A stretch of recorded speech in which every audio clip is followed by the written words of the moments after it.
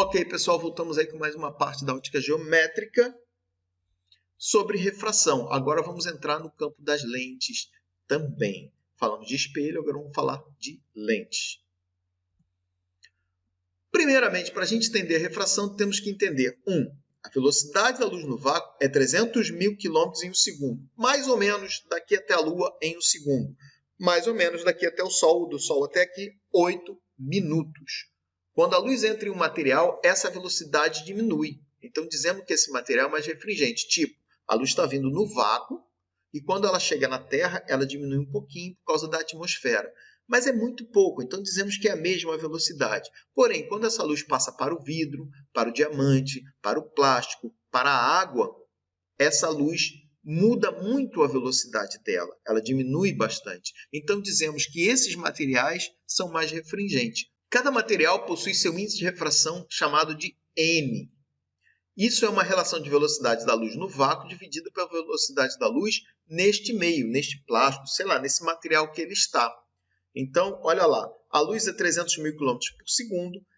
O índice de refração N do meio, índice do vidro, é o quê? É o C dividido pela velocidade no meio. Se fosse no plástico, o N do plástico é o C, que é 300 mil, dividido por velocidade da luz neste plástico. É 200 mil, 250, 280, 290. A luz também não é 300 redondinho, 299,9999. Isso é uma aproximação. Outra situação para a gente entender, então, como é que funciona isso, que é importantíssimo, é a lei de Snell. A refração ocorre, basicamente, quando a luz, ou onda, passa de um meio para o outro, alterando a velocidade e o comprimento de onda, podendo alterar a sua direção. Normalmente ele muda a direção, só uma situação que não, que é quando a luz entra perpendicular, ou a onda entra perpendicular ao meio, que ela não muda a direção. As outras situações, ele muda a direção. A mudança dessa direção é evidenciada pela lei de Snell. Vamos entender essa figura, então, primeiramente aqui.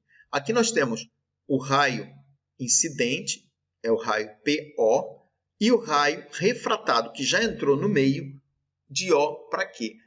Eu sei que esse meio aqui é menos refringente que esse. Por quê? Quando ele passa de um meio menos refringente para um meio mais refringente, ele se aproxima dessa reta aqui que é normal. Então, aqui é a interface. Vamos supor, aqui em cima é o ar e aqui embaixo é a água. Ele passou do ar para a água.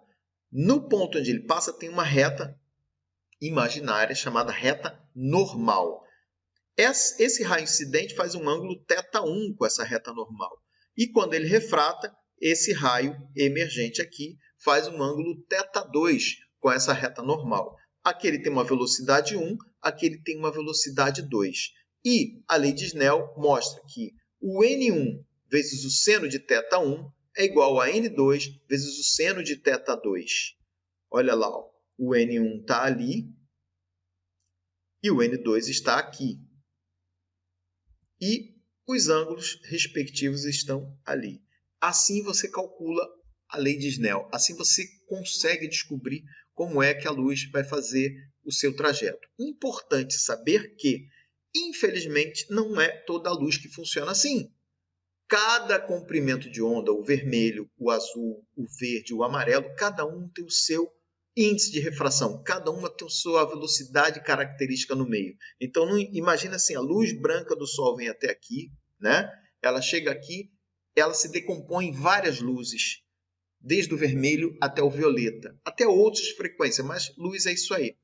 Então, quando ela chega aqui, ela vai se decompondo, e aí ocorre uma coisa muito interessante, a decomposição de luz. Primeiramente, gosto dessa imagem aqui, que é a imagem do disco do Pink Floyd, que mostra um prisma, a luz branca batendo e a luz se decompondo, fazendo aqui a decomposição de luz. Isso mostra para nós também a questão do arco-íris. Está aqui o arco-íris, a luz branca vem e conforme ela passa dentro da gotícula de água, ela vai ocorrendo essa refração da luz, ou seja, essa decomposição. A decomposição de luz é uma consequência da refração. Observando aqui que a luz que se difrata mais, que sofre maior dispersão, é a luz puxada para o lado violeta. O vermelho sofre menos a dispersão da luz. Portanto, é por isso que a gente vê a Terra azul, porque quando a luz chega, o azul ele se decompõe, ele se espalha mais e a gente vê esse céu azul bonito. Aqui embaixo tem um outro efeito da refração, que é o espelhamento, devido a uma coisa chamada reflexão total da luz. Nós vamos olhar isso daqui a pouco, mais à frente ali. Mudando a densidade, muda a refringência do meio também. A reflexão total. A reflexão total ocorre sempre que você está com a luz saindo de um meio mais refringente para um meio menos refringente. Então, observa aqui nesse desenho que aqui pode representar, por exemplo, a água e aqui o ar. Então, por que aqui é 1? Porque aqui é a origem da nossa luz. Então, ela sai daqui, vai para lá e passa.